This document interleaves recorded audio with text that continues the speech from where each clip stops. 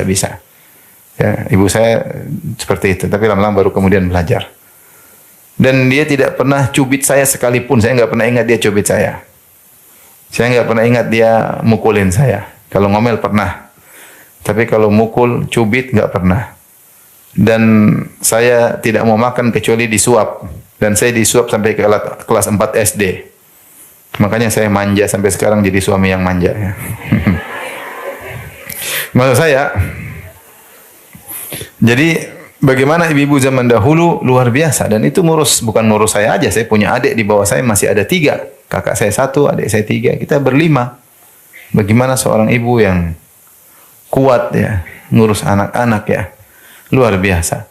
Karena ibu-ibu kalau kita ngurus anak, ibu ngurus anak dapat pahala, ya, dapat pahala, menjadi terbaik di sisi Allah. Memang tidak bisa terbaik di komunitas, karena perbuatan kita ngurusin anak nggak ada yang lihat cuma Allah Subhanahu Wa Taala.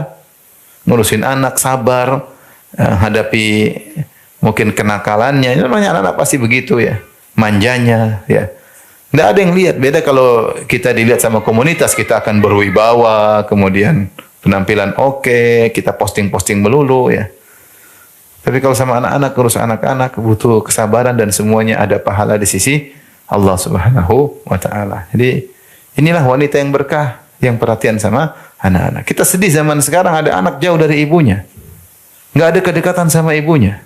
Kalau ada ibunya, ibu pergi, lagi mau main, tidak rindu ingin ketemu mamanya, tidak ingin jalan sama mamanya. Kalau jalan-jalan pinginnya jalan sendiri, nggak pingin sama mamanya.